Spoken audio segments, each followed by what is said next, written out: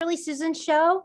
And if you have any questions for me, you're welcome to send them to me in chat or ask me at any time. But I really want to turn it over to her and get started on the good stuff. Awesome. Thank Thank you, you.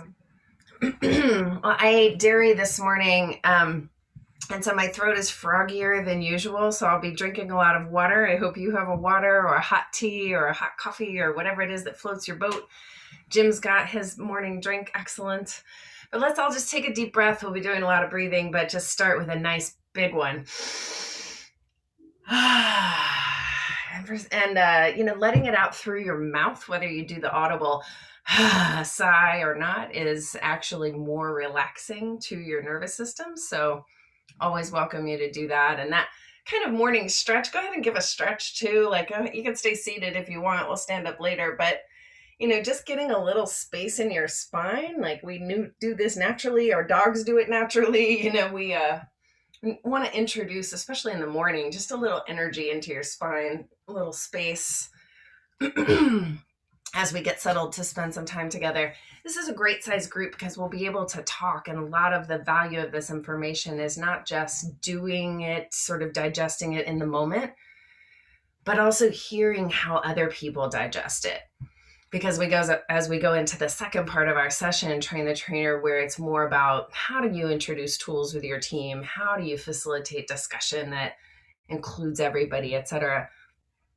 We want to think back to like our own experience of how we learned that and sat with that, and how we felt when Susan asked us to stretch in the middle of nowhere, and how we felt when she asked us to do this weird breathing exercise or whatever it is, right? So we do it, and then we kind of debrief it and like figure out the groupology of it. And we are the group, right, that we're also studying. So anyway, a little meta-analysis, but good morning. And to those of you on video, hello, good morning. We're going to do, a potpourri of things today. And this is like my favorite session. So it's really fun for me to lead, and it's different every time, which is where I never get bored with it. So the topic is the neuroscience of stress, and the tool that we pair with it is the personal stress prescription that we talked about last time. And hopefully you had just a little time to sit with that tool, and maybe you did it yourself, and we'll talk about that. Maybe you even introduced it with your team and started to talk about it. And so we'll get those experiences as well. So to just get us started, I hate looking at myself on screen, so I'm always eager to like go to the shared screen as soon as possible. And for whatever you're comfortable with, like it's nice to all kind of see each other because we feel like we're all in this together. But if it would make you feel more comfortable, if you're not, Amy, if you're not a Zoom person, you can actually hide yourself from the screen so you don't see yourself. If that's distracting, you can minimize the number of people and just look at the screen. You can turn off your camera. I don't really care. I want you to be comfortable. If you want to turn off your camera and get down on the floor and stretch during this part, welcome you to do that. So I started our time together last time with the Breathe quote, or the Breathe poem by Reverend Lynn Ungar, which I love. And so I always want to bring in sort of like something bigger to think about. And this quote is from Nelson Mandela, but it's quoting a concept in Africa, Ubuntu, that has been referenced a lot in recent years.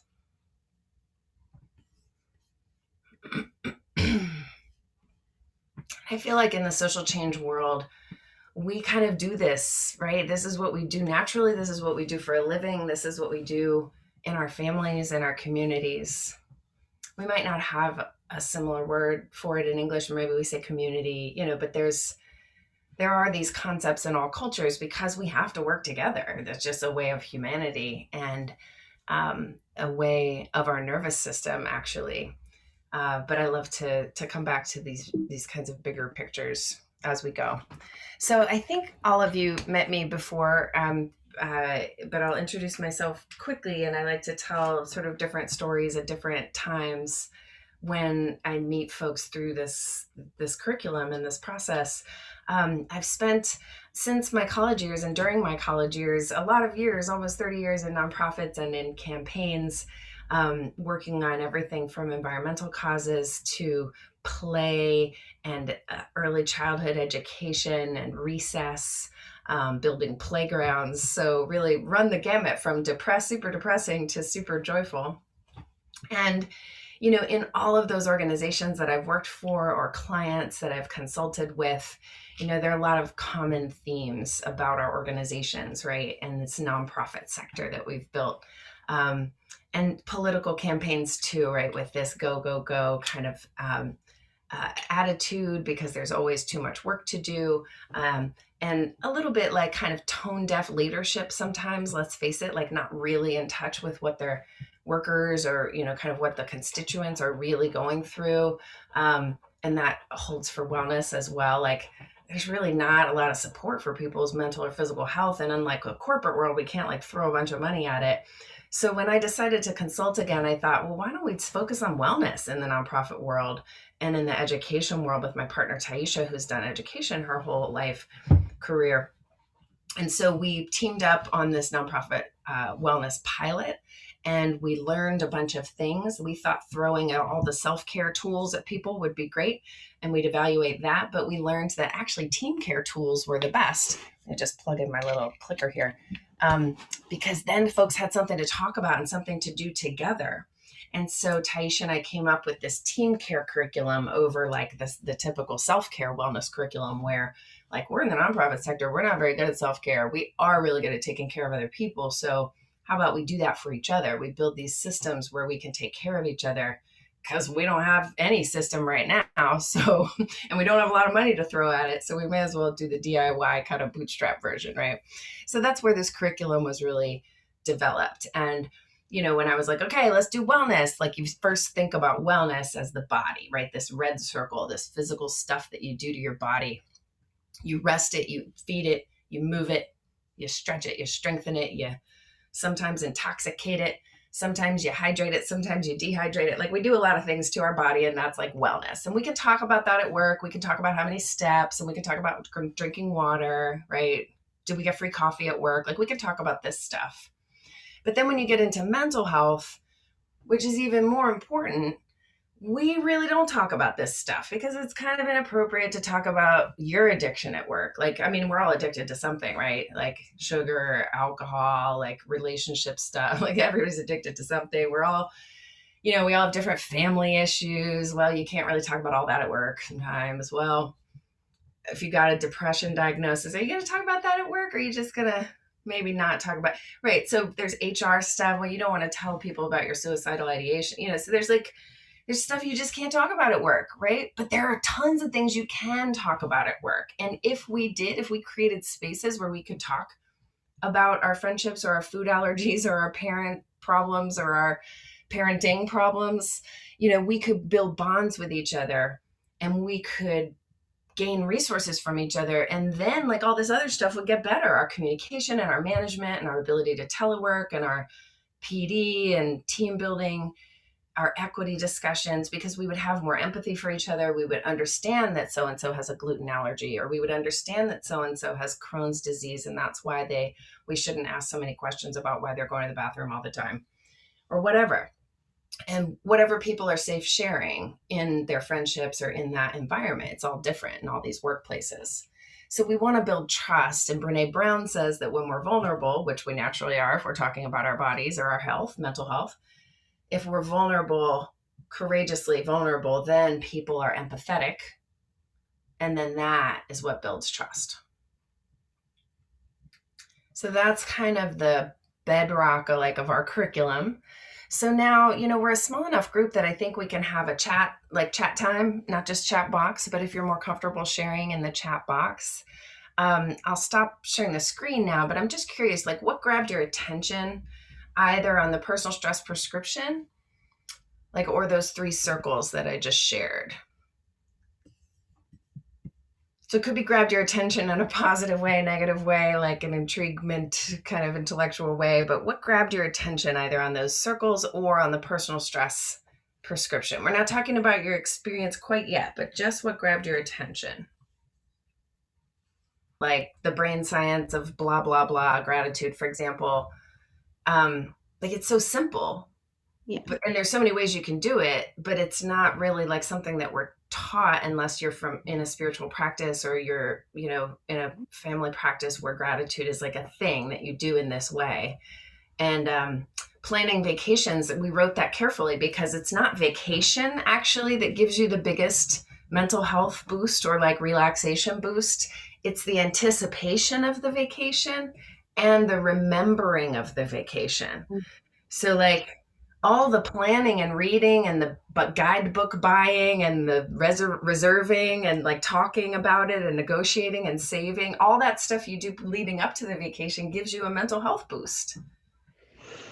Even like planning your break in the day. It doesn't have to be your trip to the Bahamas, like planning your mini vacation in the middle of the day. Like, oh, I'm going to listen to that podcast while I walk around the park. I'm excited about my break. Music, I talk about this in the Take 5 talk. Music is uniquely sort of formatted to wake up our brains in a number of ways. It's kind of a full brain workout when you either listen to music or even more when you play music, because when they light up, like, or they measure what parts of the brain light up when you do certain things. There's a whole TED talk on this by Anita, I forget her last name, but they, you know, give you math problems and this part of your brain lights up. They give you reading things and this part. When you listen to music, lots of different parts of your brain light up because it takes the multiple cortices of the brain's efforts to deconstruct the music, to listen to it, to get the rhythm, to get the tone, to put it back together and experience all of it together. But when you're playing music, like two hands are doing different things, that is an even bigger workout for your brain because the two sides of the brain are working in opposition. And if you're a drummer doing 4 different things with your 4 different appendages, that's an even bigger workout, right? So there's levels, like listening to music is big, playing music with 2 appendages, and then playing music with 4. So there's different levels of the brain workout that you can get with music, but it's also very therapeutic just in and of itself because of the way it works on our, you know, psychology, right? There's music that moves us. So I'm a big fan of like utilizing music in whatever form for mental health and even physical health, right? But especially mental health. Thanks for stuff I don't have time to do. You're like, well, let me focus on the appreciation, the appreciative inquiry, or what am I already doing? And not only like recognize it, like good job, but also do more of that because it's already happening, right? If you're already thinking about nutrition, you're more likely to look up a broccoli recipe than if you are like, oh, I'm supposed to get green vegetables in my diet. You know, where am I even going to start? So yeah, I really appreciate that feedback too, because we make appreciative inquiry and like positivity kind of a part of our curriculum, but maybe we need to reword the prescription to say like, note down things you're already doing or areas that you want to increase or decrease, right? Because it's not just increase everything on the list. Like you don't want to necessarily increase screen time. You don't want to increase intoxication necessarily. You want to like there are certain friendships that you actually need to decrease in your life, not increase. So, you know, they're not all like as positive as they might initially seem, right? It's science, and, you know, do what you need to do to stay present, sane, or keep your children or yourself alive during the session in terms of your camera on or off. But I'll share my screen back in a second. But the whole point of all of this sort of neuroscience is to like put in context what it is we're doing it for, right? Because stress isn't all bad. And in our sector, like there's no way to get rid of it. So it's a question of, you know, how do we understand it in our bodies, and how do we understand intellectually what the science tells us, and then how do we sort of reframe it or repurpose that stress? That's the way we kind of look at it, because there's no getting rid of this stress in our lives. So now that we've you know, talked a little bit about the prescription as a tool to kind of highlight the challenge of, you know, making ourselves a priority and the you know, the tensions between what else is in our lives, like let's look at the context of stress. You know, we already had stressful jobs. Like if we had talked a year ago, February 2019, remember that blissful time? We would have said like, yeah, we all have stressful jobs. Yeah, we're in the nonprofit sector. We're in this economy. We're in this political environment, and we're pretty stressed. But the last year has exploded so much more stress into our lives, and not really like the good kind, because this is stuff that we didn't really get to prepare for. We didn't have a plan for. We didn't have like a savings account in our nonprofit or in our home. And if you're in a certain group where you're a parent, or you have immune compromised parents, or you're a teacher, or you're a person of color, or you're lower income, then your stress is off the charts compared to the alternative. And so this past year, we've been under more stress, immeasurably so, really, than maybe we've ever been under as a country or as people. And so what do we do about it? We can't actually stop the stress. I mean, we can't stop the stressors from flying at us. You couldn't stop those headlines from coming at you during this presentation. You can't stop the scrolling of things popping up into your feed when you subject yourself to a newspaper or a Facebook feed. You don't know what you're going to find. You don't know what's going to trigger you. You don't know what's going to pop up in your point of vision, field of vision. So you have to stop. So everybody stop now. Just take a breath. Remember, like we did at the beginning. Ground yourself again. Where are you? Look around. Use your senses. I think we did 5, 4, 3, 2, 1 last time. So it's that idea, like you're here. I just kind of stressed you out with a bunch of headlines. Did you feel that in your body? Maybe, maybe not. Whether you did or not, consciously or not, like just take a breath, reset. You can always do that. And that's the point of the stop sign. You can always stop. You can always breathe mindfully. You're always breathing anyway. You may as well pay attention to it when you think of it.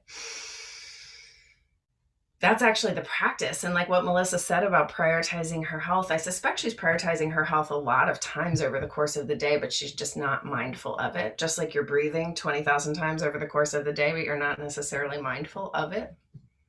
So bringing awareness to our breath, bringing awareness to like, yeah, I made a good choice there. That was a wellness choice. That was a thing I did for myself. Those are the kinds of moments of awareness we want to bring. And that's mindfulness. That is a mindfulness practice right there. So again, this is appreciative inquiry, right? So we want to be mindful of like, what are we doing in the moment? Are we breathing? Are we drinking water? Are we like stretching or, moving our body, etc.? And you can do it in lots of different ways. So I'm just going to pop up all of those things as like reminders that what works for some people doesn't work for everybody, but you get to figure out like, what is it that soothes your nervous system? What makes you feel better? And that's why we have the prescription. And then these immune boosters, it's a different list, and there's some overlap, but those are the things that are specifically sort of related to immunity. And so in a pandemic or in cold and flu season, like these are some things that you might want to add in, especially because of the immune boosting properties. But we're not going to talk too much about that today, because I want to talk about the brain science of stress and how reframing it helps us. And this piece where we talked, I think before, about the waking up of the brain through exercise. And in fact, as we look at the next couple slides, just go ahead and stand up, and you can turn off your camera if it's a weird angle or whatever, but just kind of stretch like however you want to in looking at these, and it'll help you feel like, you got some exercise done today, even while you were learning stuff. But our point here is not just that exercise is effective at, some mental health challenges like mild depression, and, also that it creates BDNF in the brain and DHEA, and these are all important neurochemicals for us, but actually that exercise happens best when it's social. And so if you want to do more exercise in your life, you might want to figure out that social element, because studies show that when we do something with someone else, like a buddy or a class that we've paid for or a coach, whatever it is, we actually show up, the accountability is there. We go longer, so, longer time. We go harder, so bigger intensity. And we have more fun, and they measure that too. So, like, we enjoy it more. We're laughing, we're talking, we're engaging. We get that boost to our nervous system of being with someone else, even if it's other people on screen. So exercise or dance, can have so many, especially with music, right? For all the music reasons we discussed, can have so many physical and mental benefits. And so again, you can keep stretching or sit or, do whatever you want to make your body feel good when we're talking about all of this. But as like context for stress, anxiety, and depression, all of us experience stress. There's no removing it from our lives. Stress equals life in many ways. And stress doesn't mean that you're going to have a bad life or that you're going to die earlier. In some indicators, stress means that you have a joyful life. But in terms of anxiety and depression, those are also normal human experiences, especially in this last year. These numbers are pre-COVID. So still, 2/3 of us were experiencing anxiety or depression as a normal human emotion. And then again, pre-COVID, 15% of US adults, that's about 40 million people, are diagnosed with an anxiety or depressive disorder, and that might require a therapeutic intervention, talk therapy, or pharmaceutical intervention like medication. But we're not doctors and we're not here to prescribe anyone any of these conditions. It's that there's a lot of brain science, especially in the last couple decades, that shows that social connection is actually a stress solution. And the kinds of stress solutions that we can make social help us the most. And that's what this presentation is really focused on, is how do we focus on those team care elements, those social stress solutions, because stressors happen to us all, right? So we all face stressors in our life, things that cause us to go into a stress response state. So stress is the response. If we feel stress, that is reacting to a stressor. Different people react in different ways. Some people face the exact same stressor and feel a very different reaction of stress. Does that make sense? So the distinction is important because stress isn't necessarily bad for our body, and stressors, aren't necessarily to be avoided, although some of them can be minimized. But our perspective, especially in the nonprofit world, is that we should face wellness with an equity frame. And wellness equity to us means that those who face the most stressors should get the most wellness resources. Like if you think about firefighters or cops, they have very stressful jobs. No one would deny that. Well, they should get a lot of wellness resources as part of their job to help them cope with those stressors, to help them, acclimate after trauma.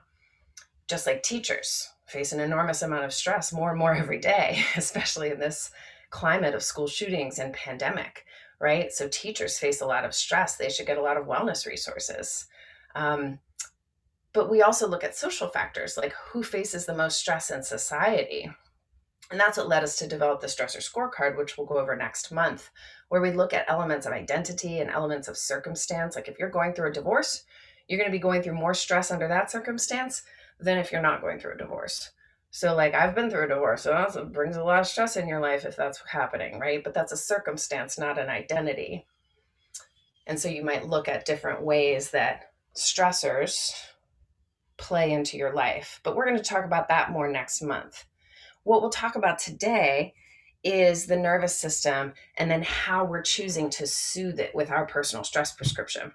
So this is kind of a review with a new twist of the nervous system. So I love talking about this stuff, but I'll try and keep it short because we want to wrap up in the next 15 minutes on this section.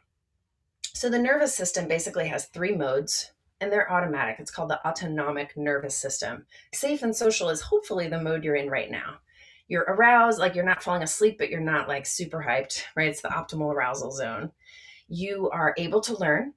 You can take in new ideas and be like, ponder them. You've got time to consider, compare, look at the context. If I do something weird, you might sort of like give me the benefit of the doubt, right? Because we've developed a little bit of trust and we've gotten to know each other a little bit, right? You can learn, we can have a back and forth. You can deal with me with sort of equanimity because you're in a calm state. So that's actually where we want students to be when they're learning in school, right? That's where we want to be in our relationships when there's like a tough moment. We want to be calm and deal with people with like, oh, I could consider that new information, right? But inevitably in life, we are put into fight or flight mode. Our body reacts for whatever reason, because a car cuts us off and we have to react to save our lives, because somebody triggers us and we have to react in some way because our body or our emotions are programmed to protect us. There's a lot of things that put us into fight or flight and we can't control it usually. But there's a lot of body signals that give us some clues that we're in that mode. Our heart rate might go up.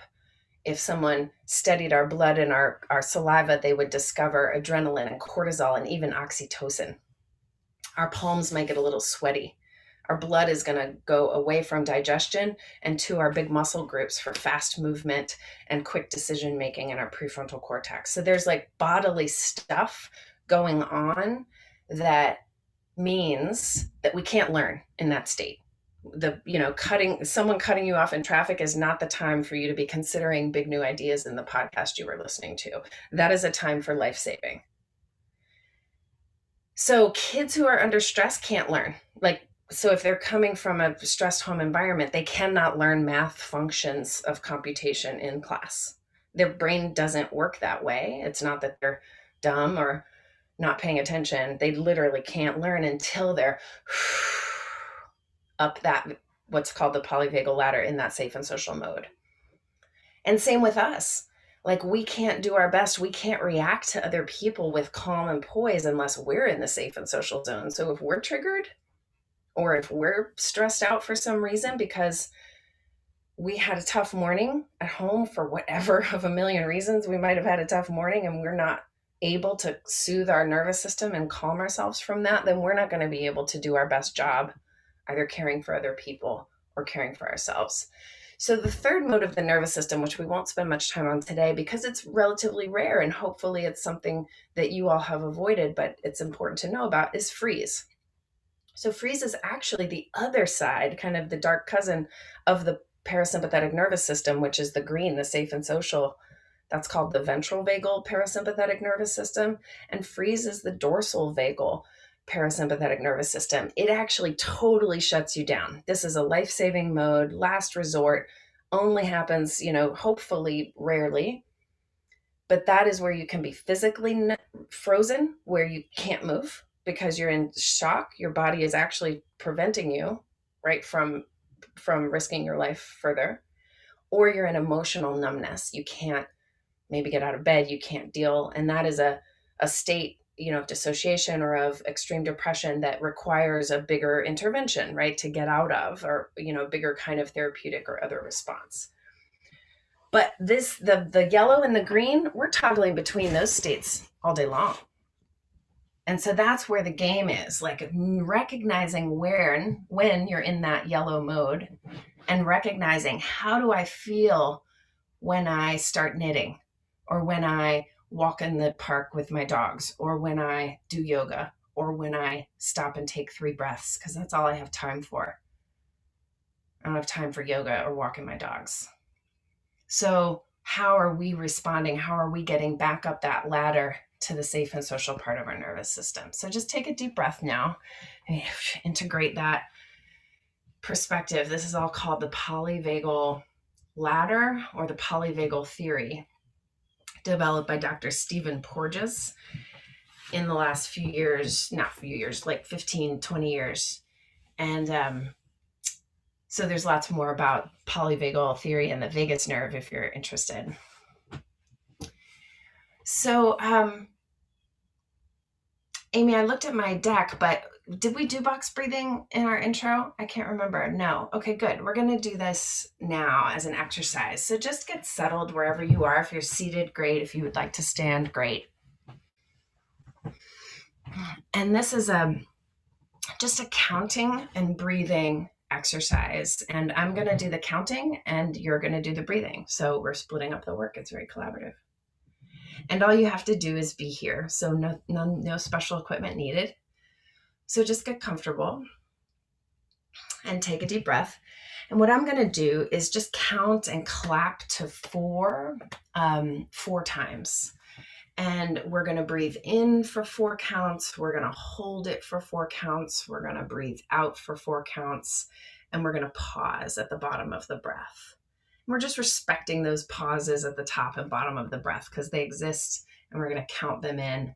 And those counts are going to equalize our breathing. And so we'll do it about 3 times. So together, everybody breathe out. And now breathe in 1, 2, 3, 4, and hold it. And breathe out. And hold it. And again, breathe in. And pause. Breathe out. And pause. One more time. In.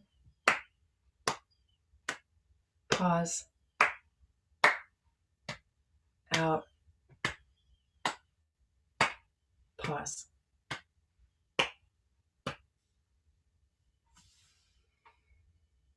So breathe at whatever count you'd like.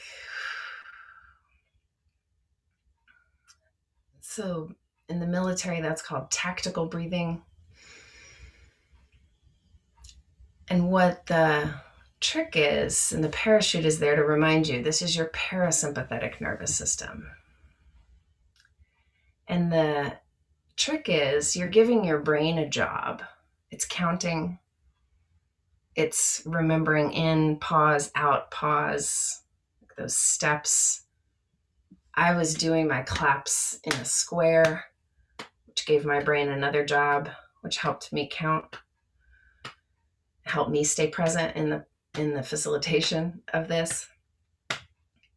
And so the kinesthetic and visual and oral and experiential jobs help us stay present, but it's the breathing, the actual equal breathing that equalizes sort of the sun and moon, the left and right, the in and out of your nervous system. So you can hack this. There's a hack to your nervous system, just like there's a hack to computers, right? If you lengthen the inhalation, if you did like 8 counts of an inhalation and then exhaled for 4 counts, well, that's called a yawn, right? So, that's a yawn, and that gives you energy. That's your body's natural pranayama practice because your nervous system is like, hey, yo, I need some energy. And your body's like, I'm on it. So the other hack is to lengthen the exhalation, and that is going to do the opposite effect on your body. That's going to depress your energy, to relax you, to engage your parasympathetic nervous system so that your body can feel calmer and more relaxed and ready for sleep or ready for decreasing your tension or going from fight or flight to safe and social. So those practices might look like breathing in for 4, holding it for 7, and breathing out for 8, or breathing in for 4, holding it for 4, and breathing out for 10 or 12 or 16. It doesn't really matter the numbers. That's just giving your brain a job to sort of count so that you stay present. What matters is, what message are you sending your nervous system? Your nervous system doesn't count. It just knows that your exhalation was longer than your inhalation. So that's an important point. Your nervous system doesn't speak English. It can't count. It doesn't speak Spanish. It speaks breath. And so if you tell it what to do with your breath, it will respond. And if you practice telling it what to do with your breath, your nervous system will go, oh, she's doing the yawning thing. I get it. We're going to have energy now. Or, oh, she's doing the 4-4-16 breathing thing. Time to kick into sleep mode. So one other thing, and then we're going to stop taking in so much information about stress and talk about it a little bit more. And that is, I'm really intrigued by Joe Dispenza, who's a medical doctor and a New York Times bestseller, and he has a lot of YouTube videos and podcasts and such. So he outlines the 3 types of stress. And I think this is helpful sort of think about. There's the stress to our body, our corpus, our, red circle, where like we didn't get enough sleep and that stresses us out. We had an accident, some trauma to our muscle, or exhaustion to our muscle and injury. So that kind of stress to our body is balanced out by like fixing them, addressing the muscle, massaging it, or stretching, or, energizing with cardio, or strengthening with weights, or just resting, just getting enough sleep. That is a physical approach to a physical stress exhaustion problem. There's also chemical stress in the body. And so that might be just the chemistry of all the stuff, the food, the virus, the bacteria, the toxins, the allergic triggers. And that's going to be balanced out by other food, other, enzymes, waiting out the course of a viral infection, getting antibacterial, whatever the balancing is for that chemistry issue. But the kind of stress that is actually the most damaging to us is the emotional stress that we view negatively. That includes, it actually includes work, but also the trauma, fear, family issues, the shame that we have about any number of things in our lives, and societal oppression and stressors that we feel.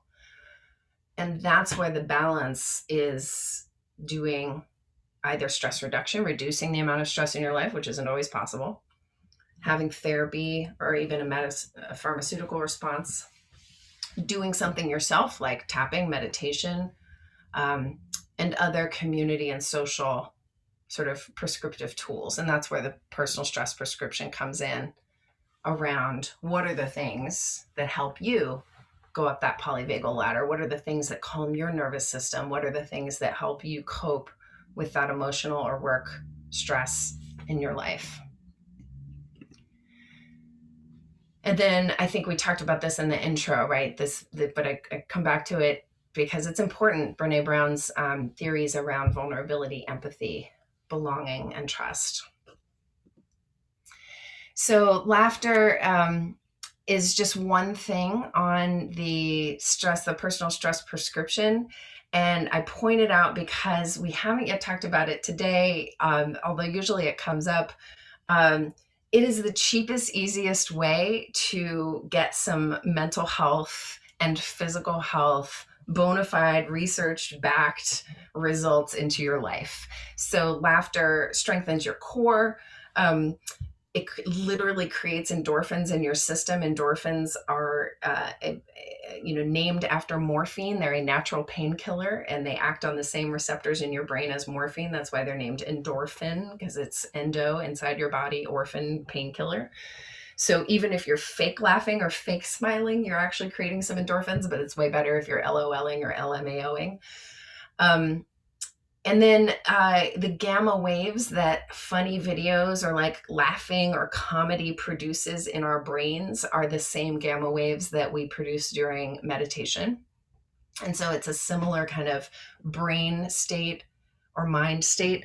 And so just to start off our laughter list, so to give you all some ideas when you're stuck home on a crappy day and having stressful times, and you need a laugh infusion, just in the chat box, if you can share some of your favorite comedians, there are shortcuts to laughter. So let me open up the chat box so I can see if folks are sharing. There's a lot of, I know you all have checked out on YouTube and Netflix, some of, hopefully in the last year, some of the comedians that are freely available. I really like, I'll start off our list, Hannah Gadsby, who's an Australian. Anybody else checked out any comedians? The Office, right? You're right. It doesn't have to be, Steve Carell's a comedian. It doesn't have to be actual stand-up comedy. Who else has something to add to the laughter list? Because when you want to laugh, you just want to be ready to go find something. Parks and Rec. I love Amy Poehler. You just like her because her name is Amy.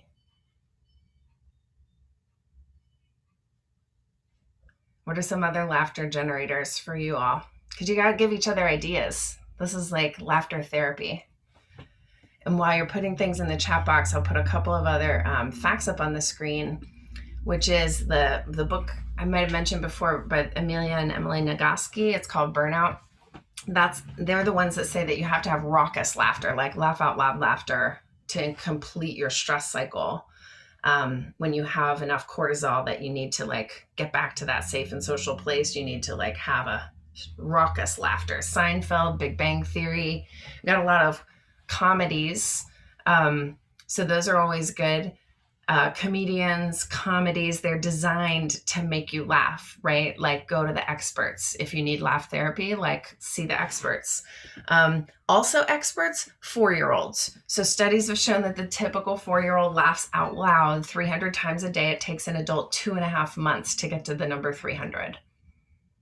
So if you want to like, again, hack that statistic a little bit, like force yourself to laugh out loud. Don't just type LOL to your friend, like actually laugh out loud, actually expose yourself to James Corden or, your favorite comedian, actually laugh out loud to them, and, watch things with other people. You're more likely to laugh if you're with other people. This is a serious stress relief tool. And then, before we go into the train the trainer session, I issue like kind of my standard caveat, which is like, we used to call it the pleasure principle, but now we call it what it is on the stress prescription, which is like intoxication or screens, is that, these can be stress relievers, but they can also be addictive and destructive, right? So these are things that you have to determine. What's your sugar tolerance? What's your alcohol tolerance? Are you a smoker? Are you a screen watcher? Like, how do you manage that? Because it could be good. Like if you're watching comedians so that you can laugh out loud because that's your stress prescription, that's different, right? That's a tool then, in my opinion, not a screen addiction that you have a problem, that you need help solving. Maybe you do, but you're also using screens for a very important reason, to make you laugh or to do Lumosity games or to listen to your Headspace meditations or to call your funny friend on the phone who you have a great friendship with. And those are stress reducers. Or, same thing with alcohol, with smoking, with sugar. These could be like, human connection kind of things in your life, or things that cause you stress relief that you deem as good, or it could be out of balance and something that it's in need of a little intervention, because sometimes these things can be bad. So don't judge. Tolerance is personal. Everybody has their own prescription. That's why it's a self-prescription. And next time we'll talk about kind of some of the inputs, not only the bad stressors in our life, but like the things that we learn and the things that bring us joy from these kinds of activities or circumstances and identities in our lives. And so that's where we are with this first session. And somebody that you want to check out, like jot it down on a Post-it note, because that can be the start of your laughter list, the things that are going to make you laugh when you need a hit of endorphins, because this is serious science, y'all. So this is, now we get to like take our participant hats off and put like our trainer hats on, meaning like, how do we bring this back to our organizations? And Becky, it was Becky, right, that did the first session from Ethos, when she talked about Daniel Coyle and his culture change, she shared with us a prompt. And because that whole session was such a great setup, I'll share the prompt with you, and we can use that as our sort of opening discussion for this next session. So maybe because I'm a visual person, I'll go ahead and share and read, or ask for a volunteer to read. If we can just send that, I'll put it for everybody in the chat. Oh, did it come out? No. I'll do it. Oh, there we go. I think that came out right. So this is from Daniel Coyle. And who's elaborate? So I don't have a slide for this. That's not officially part of my curriculum, but I think it's a great prompt for our discussion as we head into this session. Like, what wellness stories can we tell that will entice people to participate in this culture building endeavor? What are the stories that we're most prepared to tell?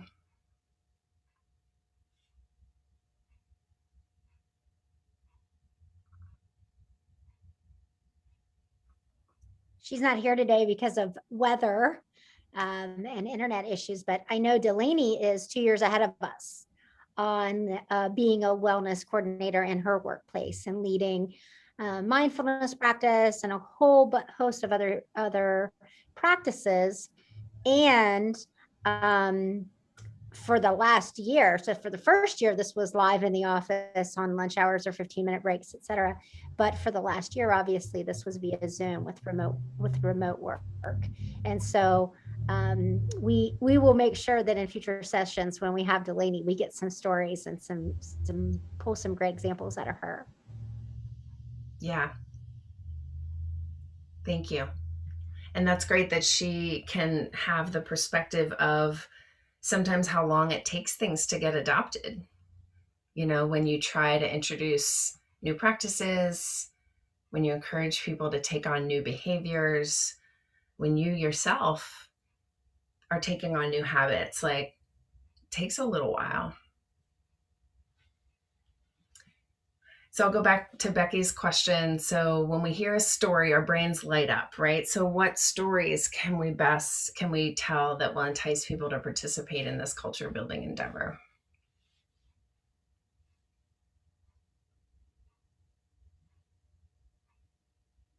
Parents, anyone who has parented small children, you turn on your clown mode at certain points. You know, you have that as a trick in your toolbox. And so, yeah, you can clown, you can self-deprecate. Like if you're making fun of yourself, that's an easy way sometimes that people fall back on to introduce humor. You're only offending yourself, right? And so, but problem is you're also offending people who are just like you, right? That are in the group. So self-deprecation has its double edge. It's also a negative self-talk kind of thing. Like if I'm self-deprecating, then I'm modeling like somebody maybe talking bad about themselves, which is not, like in the coaching world, something that you want to be doing or modeling for mental health or whatever. So self-deprecation is kind of like a safe-ish but double-edged sword tool for humor. There's flat out jokes. But what I love about what you said about comedy and making that into stories people remember is they truly do remember more. When you watch the good TED Talks, like Sir, oh my gosh, I'm blanking on his name, but the guy that does education talks, he is like a stand-up comedian in his TED Talks, one of the most widely viewed ones on creativity and education.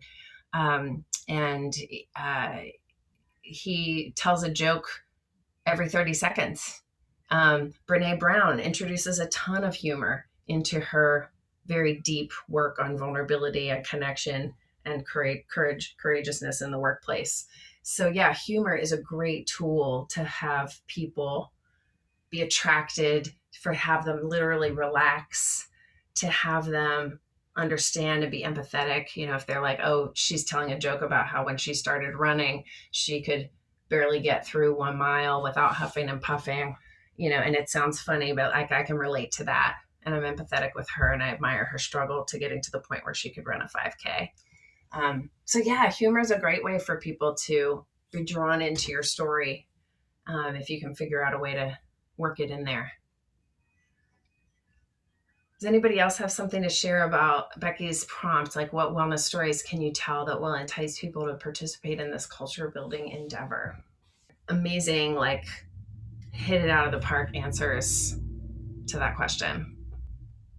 I think also when something is, pardon the pun, bite-sized like that, it helps us, you know,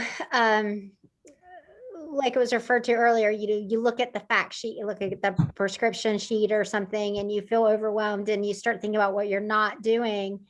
But to have a story that is just a positive boom, you know, like I just started buying bananas every time I went to the store, so that when I looked around my kitchen, one of the first things I would see is a banana instead of looking further, and just little tiny things like that, so that people can take those smaller steps that add up. Thank you, Amy. And I love that feedback about the prescription because it's something I feel too when I facilitate this tool. We could have like a 12-week series just on the one line nutrition. And that example you just gave about bananas, I could take it further and say, I always get double the amount of bananas I know I'm going to need so that I have some to put in the freezer. So I have always ready for banana bread. And then other people go, oh, do you store your bananas with the peel on or without the peel on? And then you start trading tips about smoothies and bananas and banana bread. And they go, oh, can I have the vegan recipe for that? Because they know you're dairy free because you're lactose intolerant. So then you just like start having all these other connections around the workplace. And somebody goes, did you know bananas are the best workout refuel because they have potassium and potassium? And somebody else goes, oh, potassium helps guard against COVID. We should all be eating bananas. Why don't we buy them for the workroom? Why don't we spend $3 a week on bananas? Because they're cheap. And then you make a wellness decision for the whole team. So see how like one little conversation about bananas can turn into like a whole thing that has a domino effect if you provide the space for the conversation, which is sometimes a prompt, like who has a cheap produce tip to save money at the store? And, oh, buy bananas every time because they're always on sale. And then I have a filling snack for my kid that boosts their brain power, blah, blah, blah. So wellness, yeah, this list is not meant to be overwhelming, although I can see how it is, but it's meant to just like start these conversations where those bite-sized stories and tips can come out. So I think that's a great example. Yeah, and Amy, we'll roll with the punches on internet, with you coming and going.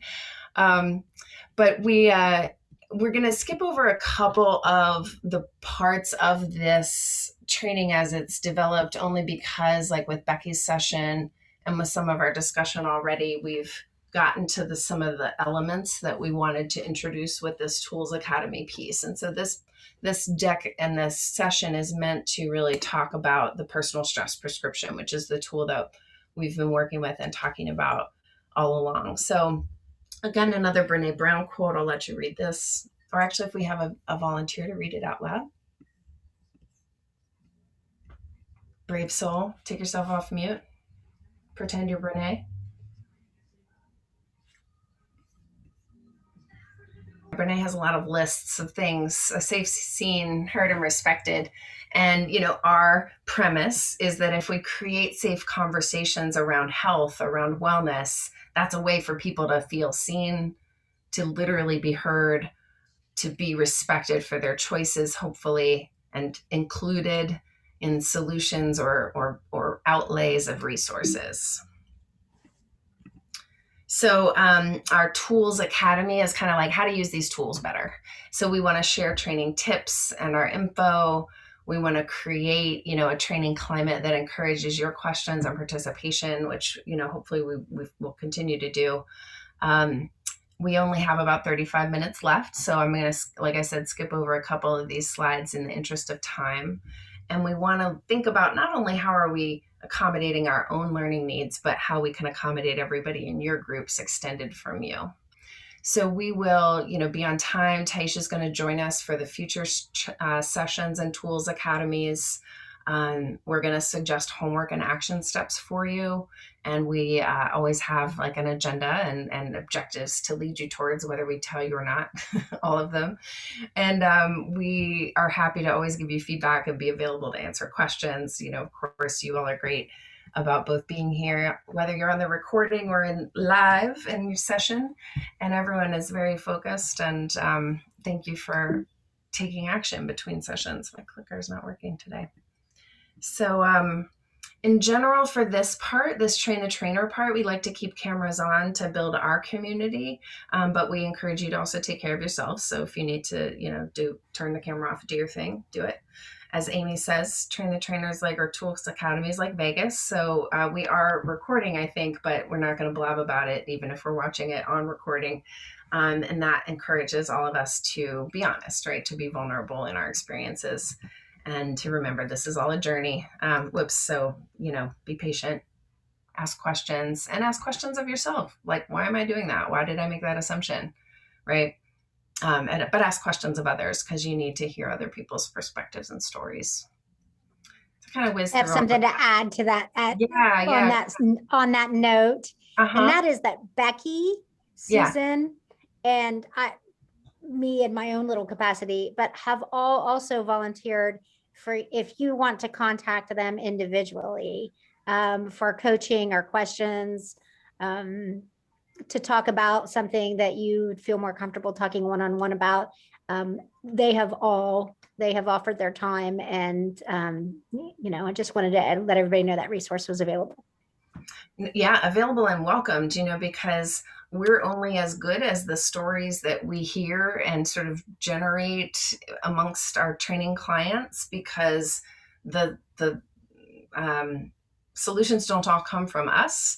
The solutions come from the community that you're building amongst yourselves. And so my job is really to ask questions that get you all talking, so that to keep working with each other to build these systems and to keep asking each other these questions. And the beauty of this program is, as it's stretched out over multiple months, we have time to go back to our teams, experiment with things, and then come back and debrief. So I'm going to give you in the next 30 minutes a lot of ways that you can experiment, and you'll talk to each other about it as well. And Amy, if I'm not already a co-host, if you can make me one, or if you want to drive the breakout rooms when we get to that point, either way. We're just going to do groups of 2 when we get there. And so we're not going to chat about this question now, just in the interest of time, but I want you to set your own intention in this session that guides you. So just like at the beginning of a yoga class or a workout or a day, if you do, affirmations, like why are we, doing this Tools Academy today? Like, why do you want to incorporate wellness more deeply into your organization? Why did you sign up for this program? It's all the same theme, but just having that intention for yourself first. And if you want to jot it down, that's helpful too, or just know it.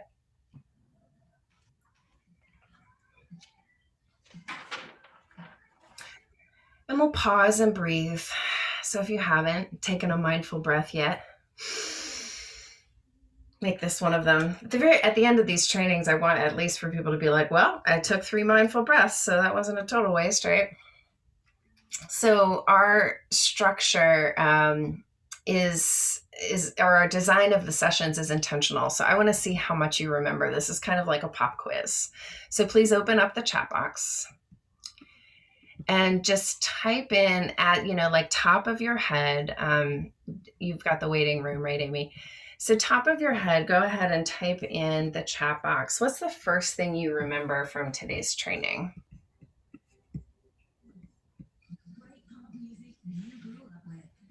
3 types of stress. I said it out loud differently than I said it on the screen, and I'm wondering if that influenced the chat. So I said, what is the first thing you remember from the training? And on the screen, it says, what is the first thing you remember happening in the training? And so I think that I got people's, like, the first thing they remembered from the training, maybe not the first thing happening in the training. See, this is a great example of like how you ask the question influences the results of the answer. And I apologize that I worded the question differently on the screen than in the thing, but these answers are very interesting to me as well. So moving on, next question. And I'll try and say it the same way that it's on the screen this time. What is one thing from the personal stress prescription that you committed to change? So what was something that you either assigned yourself homework, or over the course of today, you're like, oh, I'm going to try that apple and peanut butter thing. So just enter it in the chat box.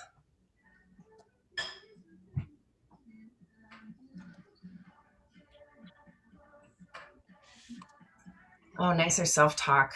I'm on that journey as well, Amy. Thank you for sharing.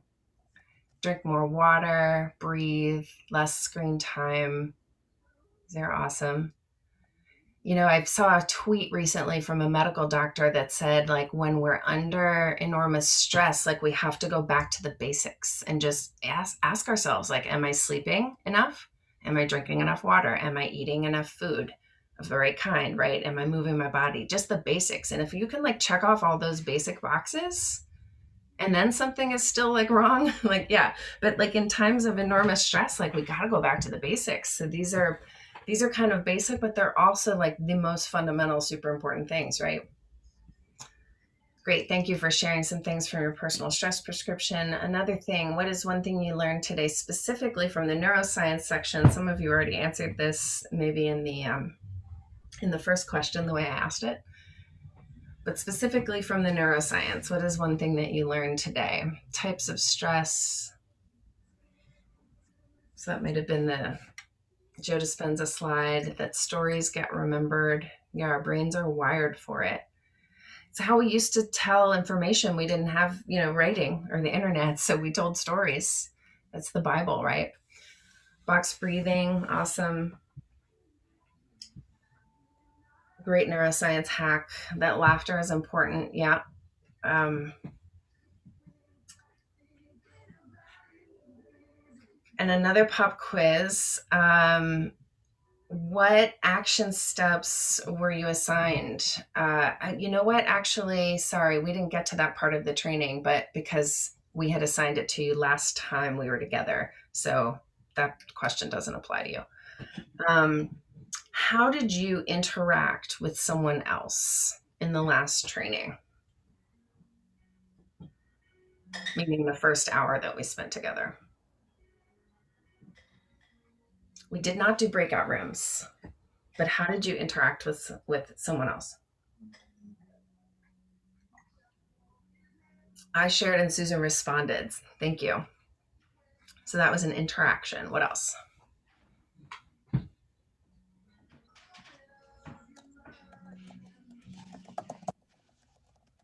Or acknowledge that we've all been there.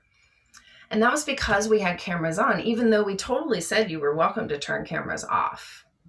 But the choice that you made to keep the cameras on allowed other people to see you smile and nod your head. And that made a difference probably in some people's interaction or in their safety of sharing. Like if they knew they were going to get a lot of head nods as opposed to a lot of black boxes, that might have made it more easy for them to share. Just thinking back to your own experience, right? Remember, we're debriefing our own training that we just had as we think about leading trainings with other groups. So I'm not going to go over this slide because we talked about it a lot this morning.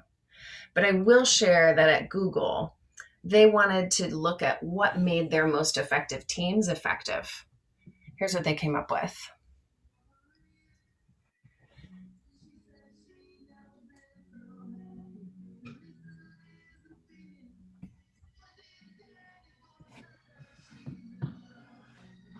And can I get a volunteer to read just number 1 of the 5 key dynamics that set successful teams apart at Google? Just one person.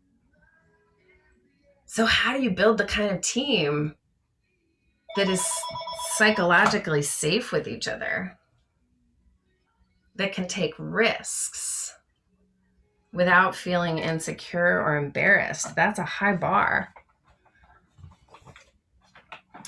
Especially if you're dealing with like other stuff on that team that you need to, be sensitive of. Power lines on the team or like past problems and risks and inadequate repair on the team. The psychology of the people involved, like, ooh, I don't know if that's going to embarrass somebody, so we better not take that risk, right? These are all huge, and they actually compound so that the more insecure we feel or assume others are, the more insecure we get and assume others are as well. And so breaking down those walls is really difficult. Breaking that changing culture, right? Breaking the paradigms that we all have about what's appropriate at work, what's embarrassing, what's professional.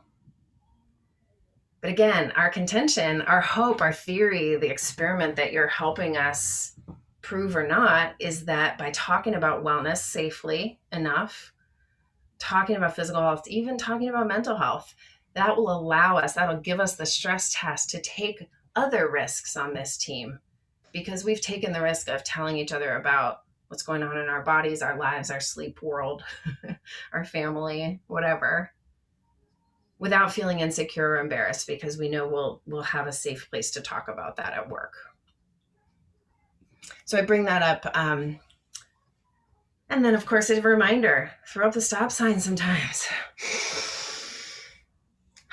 Maybe you can create a visual cue. Maybe it's a piece of jewelry that you wear, a Post-it note on your wall that says stop and breathe, or whatever it is. It's going to whip through 4 ways that you can kind of manage the energy or interaction of a group. These are like training tips. Here you go. Number 1, appreciative inquiry. We talked about that. We did that. We talked about why we do that. Like, we want to encourage good habits that are already happening. The nervous system, something new. And that can look really simple, like asking them to do a breathing exercise or asking them to stand up on camera and like stretch, right? There's some simple things that I did with you this morning, but they're still kind of weird in the culture of some of your workplaces, right? You don't stand up and stretch during meetings, probably. So that's weird. You're pushing somebody out of their comfort zone. How willing are you to do that? How weird are you willing to do? Because it might be a traumatic memory or something that triggers you to talk about publicly. Showing all those headlines, like I was purposely pushing you either into or out of a stressful experience because I wanted you to experience the difference. I don't know if it worked, and I don't know if you knew that I was trying to do that, but those are some things that you as facilitators and leaders can also do with your group, or at least just be aware of that not everybody likes standing up. Not everybody can stand up because they might have a physical limitation. And so asking them to stand up is actually being very insensitive to their physical challenge, or not giving them an alternative to the squats exercise is going to make people feel excluded and therefore further out of this conversation, etc. So number 3, mindful movement breaks, actually taking the time to do breaks, to teach new exercises, to stretch, to box breathe, to whatever. We think that's a really important part of cultures of trainings and meetings, and especially on Zoom world, like we need to do more of it. But that means like changing the culture of our meetings, right? And then finally, wait, sorry, I can't even see my own screen. Right, interaction. So it's not just breakout groups, although that is a fine, wonderful way to interact, and we will do that in just a minute. But it's also these other ways of interacting, just keeping the camera on and giving people nonverbal on something. Chat box, active chat boxing. At least people aren't checking their email. You know, they might be typing while they're listening, but that's a way better kind of multitasking than doing Facebook and listening. So you want to manage the energy of the group in lots of different ways. And you can decide the best ways and the best tools to pull out, you know, on different occasions, depending on your work culture. But before we move into the next session, which is interactive, any comments or questions about any of those 4 pieces that I just brought up real quick? Because I kind of whizzed through them. And like I said, we could take a lot more time to talk through them, but I want you to talk to each other. So I'm just whizzing through today. But any questions that come up for you there?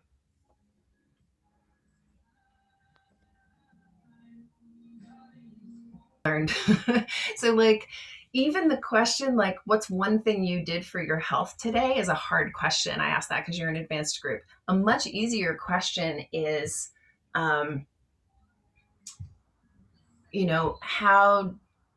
what's one thing you consumed already today, food or drink? Because people can put that into a category more quickly in their brain and spit out an answer. And it'll still tell you something. Everybody drank coffee, okay? Or, people are eating pretty healthy breakfasts. Still might give you some information, but you asked it in a way that people could answer, as opposed to like too many things that frames they had to go through. So sometimes it bombs because like they're just not ready to answer that question, or you asked it in a confusing way. And sometimes they're just not ready to talk to you because they don't trust you. They don't have to. They're not being graded. They don't have to answer that question. So it's easier to just not, right? Thanks for asking though. Any other questions about these kind of energy management or like interaction management tips and tricks? We do have a whole list of check-in questions that we'll share that can help spur, decent answers or like sort of slightly riskier sharing as you go. Just going to reiterate what you said earlier too, Susan, and that is, there's 1,001 ways for this to happen between people and on your team. And so that's why this is spread out with all the check-ins and with the individual coaching available and all that, is because we realize that you're pioneering and creating this thing for your team with your team, and that there are going to be false starts or issues that come up or lots of questions. And so that's the length of the program and the style of the program. We're trying to cover that. And so please use those resources. And we hope we got you covered. Right. And we want to hear how it goes, right? And so another way to ask a question, but take themselves off the mic, good God, and like say something to the group in their voice and have them hear what was going on in the background of their house, or have them hear that they hugged their pet today. So these kinds of anonymous polls or multiple choice polls where you're already giving people the answer, not only help them reframe like, oh, I hugged my pet. That's a mental health thing. Oh, that's cool. I never thought of that as a mental health thing. I should hug my pet more. That those are other ways to kind of like give people the answers and therefore lower their risk of participating. And so again, we talked about a little bit the appreciative inquiry before, with breaks, like just introducing different breaks. I'm not saying you have to go have all these mindfulness committee meetings. Like you could just start introducing breaks to all of the meetings that you already have, and then see who gets interested in that. And from there, form a mindfulness or a wellness committee or a mindfulness group or whatever it is, right? And so if you're slowly wanting to shift your organizational culture, maybe you lead a mindfulness break in certain meetings, or ask someone else to lead a movement break in certain meetings, because it provides a leadership opportunity for somebody. Maybe it helps generate empathy, because if somebody else has to lead it, they're like, oh, this is really hard, or like, oh, they have to go and review 3 before they choose 1 to bring to the group or whatever. Asking people to lead the check-in question, even that's an exercise in empathy and improv. So making these mindfulness moments, these movement moments, social and shared and sort of like low risk, right, is a way to just introduce these wellness conversations without ever having a wellness committee meeting. So we've done movement and mindfulness breaks in a lot of different ways. I think we've done both of these, right, with these groups. In another training, we do power pose, where we just literally, like, you can do it right now, like have everybody stand up and like hold this pose for a minute of standing up like Wonder Woman with your hands on your hips and like, your fists. And, a minute in this pose is scientifically shown to increase your confidence and your mood, etc. There are chair things that you can do that you can either lead or like put on a little video, right, in your meetings. So, and then this stuff, if you want to take the prescription and alter it, do so. Just, give us credit for the basic idea, but it's Creative Commons, which means you can kind of take it and work with it however you want. So don't worry about like, you can't sell it or like make money off of it, but you can switch it around, add things to the list, whatever you want to do. So with just a few minutes of time for breakout rooms today, here's what I want you to talk about with your partner. And Amy, do you want to set up the breakout rooms or if you, yeah. So like 2 people per room, please. And feel free to throw us in if they put us in rooms we can talk to. So you only have about 5 minutes, but so you're not really designing a training, but you're basically like thinking about what are the things you would want to present to your team? Or what are the things that you would want to bring back to your team? And in what order? Are you just starting with some mindfulness and movement breaks now? And then maybe you'll have like a prescription thing another time, or maybe you'll start with the prescription and then, do some brain science to convince people and then start actually doing some breaks. You're going to have a break this afternoon where you actually practice some of this with Pam, and I'm super excited for what you're going to learn. Unfortunately, I can't join you because I have a different session, but how are you going to introduce it to your team? And you can discuss it with somebody else that Amy will randomly pair you with. And then you'll have kind of a buddy, right, that is also struggling in a different way with their team. And you all can help coach each other, maybe throughout this whole process, but at least, today and maybe, as homework as you think about how to introduce some of this stuff with your team.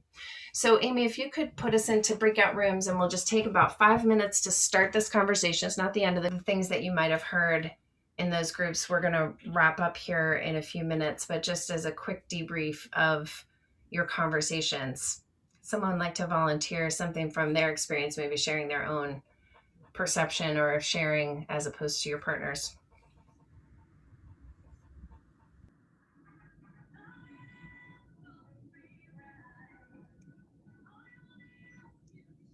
Everybody's excited to get to their mid-morning snack. No sharing necessary. Well, I wanted to leave you, I'm going to put in the chat box just some other resources that informed today's little presentation in terms of a lot of the neuroscience stuff that I either referred to or that informed what I presented. And if you want to, copy and paste any of that, and I really recommend the Kelly McGonigal TED Talks. There are 2 of them about making stress your friend and turning stress into an advantage, because I feel like with the automatically stressful jobs that we hold in the nonprofit sector, if we can figure out how to reframe that stress for ourselves rather than always berating ourselves for having so much toxic, awful stress in our lives, right? Which is not the intent. It's really about how do we flow with, how do we reframe, how do we manage and sort of use our nervous system as a tool in this journey, not like, reducing stress that's never going to go away, or imagining we would have lots of money for expensive wellness treatments that we're never going to have, right? This is just everyday stuff. But learning the neuroscience for me has been super transformative in my own practice, as well as like my inspiration to help other people, because it's like, oh, this is stuff that actually can impact our physical health in major ways. Just how we change how we frame things and how we react to things. So it's powerful, powerful medicine. Nobody needs it more than the nonprofit sector and educators. So in terms of bringing it back to your teams, no matter kind of where you came out in your discussions, my homework or our hope with all of you is to, in whatever way you deem appropriate, to start to introduce these wellness concepts into your workplace or your team. Maybe it's starting with mindfulness, movement breaks, and check-ins. Maybe it is doing a full out personal stress prescription meeting or wellness committee effort. Maybe it's in the budget cycles of your organization, just like going, wait a minute, let's just set aside some money. We'll decide later how to spend it, but just let's set aside $5,000 for next year, or whatever the right number is. That's not terribly, unrealistic. Let's just set aside that money for next year so that we have a line item, and then we can decide later how to spend it. Like whatever the appropriate cultural step is that you determine for your organization, we want you to make that next step. So because we're limited on time, I would invite some of you to just tell, if you know what that next step is going to be already, either from your breakout group or from your cogitation in this moment, chat. Sometimes watching a video together can be like a nice wellness opportunity. And after school is actually a little bit more about like kind of attitude and philosophy. I just showed one to our Masters of Public Health interns last night about like treating your life as like a piece of music, right? You don't It's not about the goals that you're trying to get to at the end of the life. It's like about enjoying the whole piece of music along the way. So it's a really, but it does it with animation. Like it takes somebody's speech and then makes an animation of it. And so you're listening to the speech while you're watching the cartoon get made, one of those videos. Anyway, so after school can be like some inspiring ones. And then there's also like specific ones to skills. Like everybody watch a meditation video together on the brain benefits of meditation. And your job is to like review 5 of them, pick the best one, and then show it at the staff meeting and discuss it. Yeah, YouTube has a ton of free stuff. After school stuff is all on YouTube. And every, provider has free like yoga classes, guided meditations, etc. That's free on YouTube. You can subscribe to their channels and pay extra if you want, but there's so much free stuff available in every language that you can make YouTube your whole wellness provider, like if you're creative about it.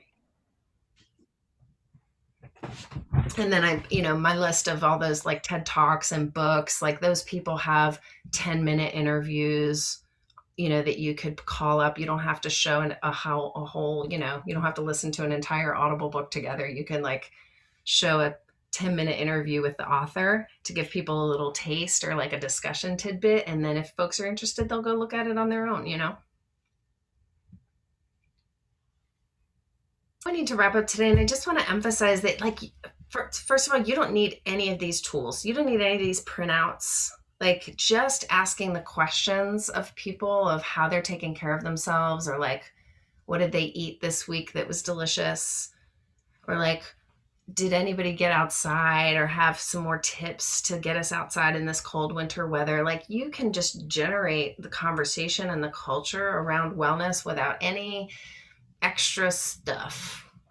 But you have to create that space for it to happen and ask the question, and sometimes like be vulnerable and be funny in sharing your own experiences so that people are invited in to feel safe and to share their own funny experiences. Because we all have like mistakes and failures and funny experiences and like embarrassing stories about stuff that failed. Wouldn't it be great if we could share that with each other and laugh about it and like share tips on like which running shoes work for your bunions and your corns and your problems that you have when you're farting during yoga class, and you laugh about it instead of like, holding it in literally, right? So like there's just stuff that we can talk about and share with each other that makes the culture better and makes us trust each other more. But you don't need this prescription. You don't need YouTube videos or like magic neuroscience, anything. You just need to have like a desire to keep bringing it up and to keep creating wellness fans so that you're not the only crazy person bringing it up all the time. Because the messenger matters. It can't just be either the boss saying it all the time, because then you feel like people are listening because they have to. And it can't just be like the white woman saying it all the time, or like the oldest or the youngest saying it all the time, or the most fit person saying it all the time, right? It has to come from a lot of different sources in order for people to feel like truly authentically included. In the meantime. And I knew I'd remember the Ken Robinson.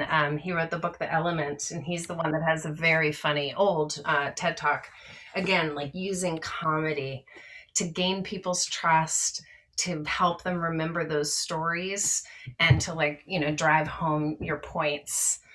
So I recommend that as a master class in both what he talks about as well as the delivery.